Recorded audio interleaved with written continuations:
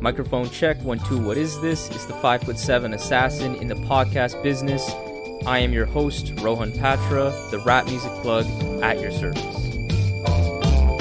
Here we are again at the end of a rainbow. The Rap Music Plug podcast presented by QLC TV is the remedy to the I don't have anything good to listen to problem. What you'll be listening to today is an installment of the Conversation Pieces series. What I'll be doing in this series is shining a light on some inspired gems of creativity in hip-hop that I've encountered, providing expanded thoughts on fly things I've taken from the art, focusing on the how and the why I believe an artist ended up accomplishing something, with a more nerdy intention that gives my completely subjective and biased take on what gives the special somethings in rap their magic. By now, it should be no bold statement at all to say that hip-hop is the dominant form of culture that is driving the world presently. Hip-hop has permeated popular music, obviously, but has also made its way into fashion, cinema, and most recently, the music of Barcelona native Rosalìa, and specifically her latest album, MOTOMAMI. Through this album, MOTOMAMI, hip-hop has now crossed over into a crockpot of flamenco, pop, reggaeton, trap, industrial even, and Magdalene, FKA Twigs, art pop, balladry, singer-songwriter music, all formulated by this Spanish songstress, whose rise to stardom has been nothing short of incredible ever since her breakout flamenco nuevo album Los Angeles back in 2017. And so what I want to do with this piece is explore the influence that hip-hop had on Rosalìa's career and specifically this latest album MOTOMAMI, showcasing just how powerful the greatest form of art really is and how really dope this album is creatively. And by no means am I an expert or trying to come off as one as it relates to these non-rap genres that this album delves in, like reggaeton, flamenco, bachata, etc. But I will say I do consider myself very well versed in hip-hop. And so I wanted to share with you some really cool observations I had while listening to this album, specifically from a hip-hop head's perspective, which I hope could potentially put you onto this album in a way and in a language that would potentially resonate with you, the fellow hip-hop listener. But also, I just want to again spotlight what a super fun, beautiful, and creative mixture of musical styles that is present on MOTOMAMI. And this is the type of content I can only make when I'm awarded the time to get off the hamster wheel that is my day-to-day life and busy content creation life. So I really thank all the patrons that are supporting right now, because this is the kind of content that I can continue to make more of as that support continues and increases. So let me know if this is the kind of content that you'd like to hear more of. So in 2017, Rosalìa burst onto the scene with her deeply emotional and remarkably intimate Los Angeles album, which was straight flamenco nuevo that featured acoustic guitar as the bedrock of every single instrumental, with no other instrument present other than an occasional piano that would pop up from time to time. The vocal performances on this album was almost opera-like in its power.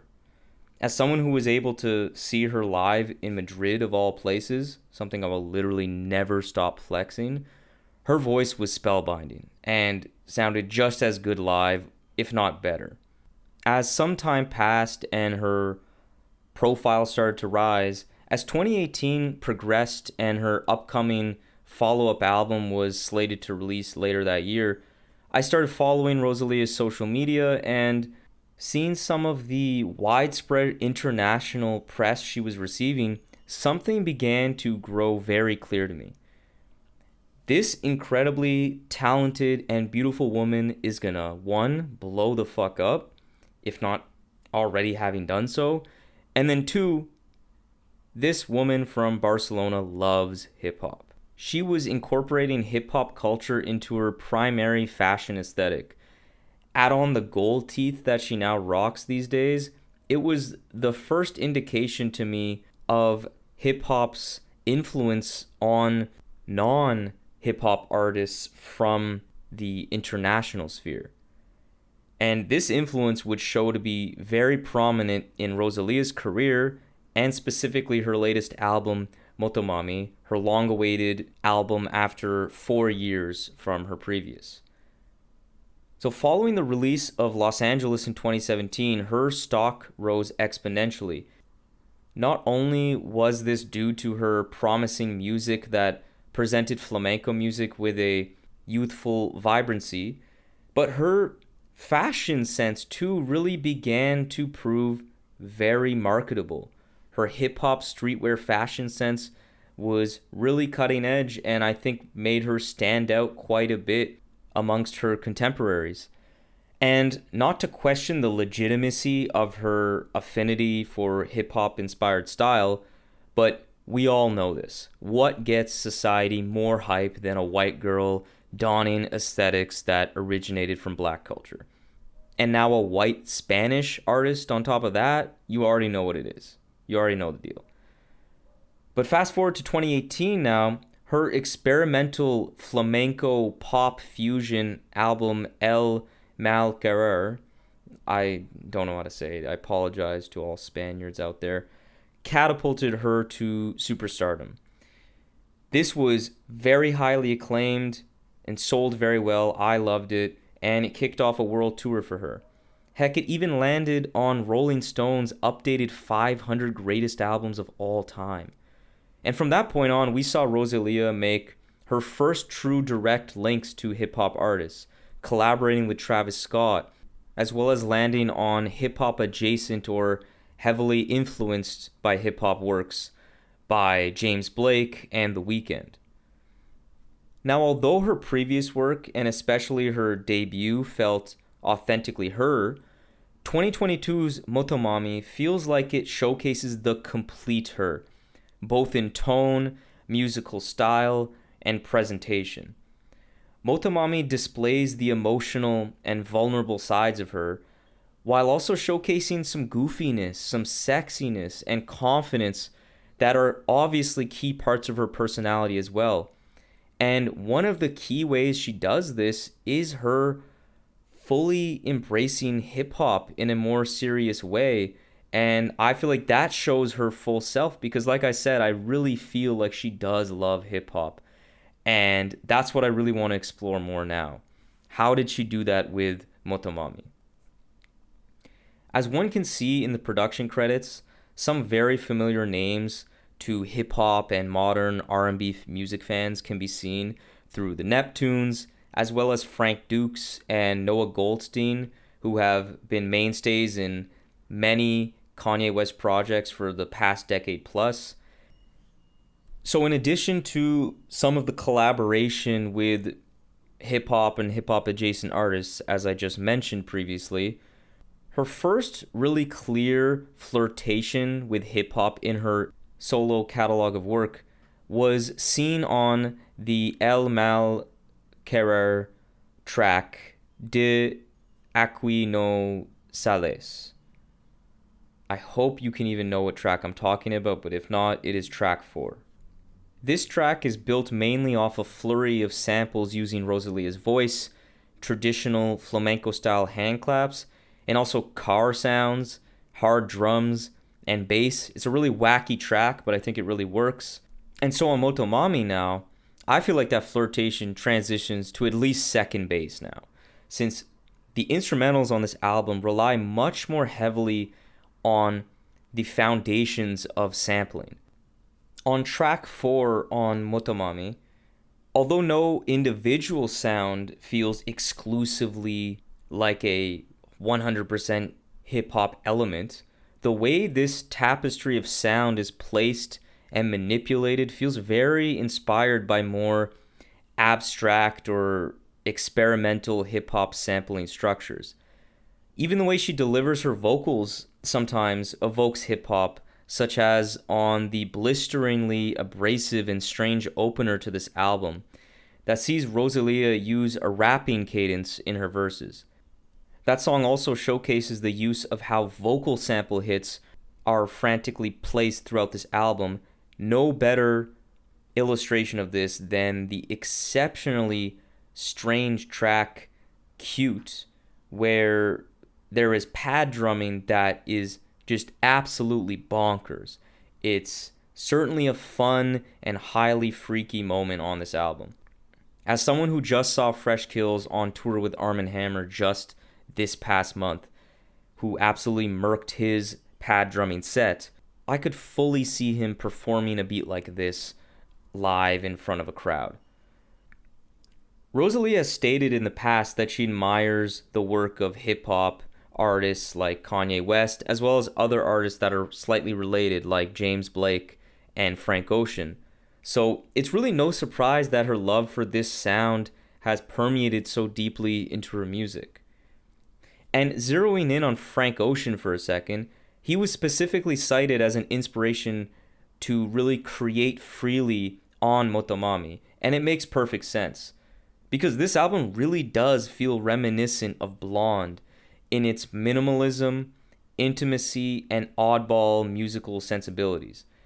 There are abrupt and completely loopy twists and turns on this album that makes it really feel like a strange mixture of some of the most beautifully gorgeous vocals you'll hear with experimental flourishes that make this album far from easy listening and digestible. All on just the one song Diablo, you get abrasive electronics reminiscent of Yeezus or that feedback track off Life of Pablo, reggaeton rhythms, soaring vocals, pitched up vocals as well. Delirio de Grandeza reinterprets a 60s Cuban song that sounds straight out of Havana, and then eventually samples a Soulja Boy feature from 2008 that somehow comes off really well, and I really like it, especially given how they made it feel very nocturnal and subtle. La Fama, the album's lead single, is a masterclass in blending various musical styles together with a minimal yet still very danceable and groovy instrumental. Rosalìa and The Weeknd showcase incredible chemistry here and absolutely kill it, making it both catchy and genuinely romantic. The range in what Rosalìa pulls off on this album is tremendous. The way this album balances moments of tender balladry, electronica, hip-hop, reggaeton is beautifully manicured and sharply blended together in a way I really have not heard before, and definitely once again reminds me of what Frank Ocean achieved with Blonde. So Motomami truly does have some really unique and notable aspects to its production and its structure, if you will. But the heart of this album is clear. It's Rosalìa herself and her absolutely phenomenal voice. Her voice can truly do everything. It has the ability to give you the sweetest of melodies with an exceptional range, flexing her classical flamenco singing background. She possesses a remarkable tenderness and raw passion in her voice that you can absolutely feel. And this kind of dynamic, or this feeling that she evokes through her voice, is otherwise known as duende, which is a term used in traditional flamenco music where one's performance evokes pure, deep emotion, something that comes through loud and clear and is in an authentic a way as humanly possible. And as I mentioned earlier, seeing her live, I got emotional, and I wasn't the only one. She is the kind of voice that can really compel you to just want to go over there and just give her a hug because she's bearing her soul. There's something so primal to a voice like this. It's so arresting and evades any inhibitions you may have. On top of all that, her voice has some real horsepower behind it too. Once again, largely thanks to her classically trained flamenco background, she has the ability to belt out some magnificently powerful vocal lines with effortless ease and fluidity. A great display of this is on the largely musically sparse G3 N15 that relies on her vocal range to bring it home. Some other really beautiful vocal moments on Motomami is the stunningly catchy and mesmerizing vocal lines on Candy and Hentai, both boasting some beautiful details in the instrumentals. I love the washed out drums and bright icy synths in the chorus on Candy and the interpolation of Burial's Archangel. And then the noisy drums on Hentai that come through at the end feel very much like something I'd hear on a Kanye album, which unsurprisingly boasts production from the Neptunes and Noah Goldstein. If you got this far in this episode, I really appreciate it, but you may be wondering, why is a hip-hop podcast talking about Rosalìa and this album? Well, one, it's a really great album that I wanted to talk about, but more importantly, a solid portion of Rosalìa's success and special sauce that makes her really stand out can be linked to her embracing of the almighty culture of hip-hop. It's led to her creating an album in Motomami that combines her traditional flamenco roots with reggaeton, pop, and hip-hop elements in a way that I find truly fascinating. I think there is certainly a whole other discussion to be had about Rosalìa, though, related to how white artists historically benefit from adopting these other styles and are given the grace to experiment with art forms originating from marginalized communities in a way that is generally accepted by society, where they get all the praise and the celebration. However, I chose not to focus on that component of the whole Rosalìa discussion because, one, I don't get the impression that Rosalìa is intentionally doing anything nefarious here, even if she clearly does benefit from the color of her skin. But two, I don't think I'm also the right person to be talking about this. I think there's many other folks out there that are much more in tune with those cultures that could speak to the nuances in that kind of discussion that it deserves. But three, she did truly created something that is very intriguing and potentially very significant in influence through its truly borderless creation that reached across the globe during its gestation, that hopefully leads to more of this type of fruitful collaboration in the future that spans across cultures and musical styles. And then finally, I wanted to generally reframe this discussion on Rosalìa and Motomami to an aspect that is, I don't think, as much talked about, which is the ingenuity of this new album in how it embraced what I believe is the greatest form of art ever made, and that is hip-hop, and how hip-hop helped fuel the greatness of what I think is a phenomenal artist and a very compelling album in Motomami. So there we have it, another episode of the Rap Music Plug podcast presented by QLC TV. I hope this episode gave you some new perspectives and insights into what the greatest art form known to man in hip-hop music has to offer. If you want to support the show in the most meaningful way possible, it would be my absolute honor to have you as a patron in the new Rap Music Plug podcast Patreon. Through this Patreon, you will be getting exclusive content such as bonus episodes, exclusive album recommendations, exclusive playlists, early access to episodes, and more.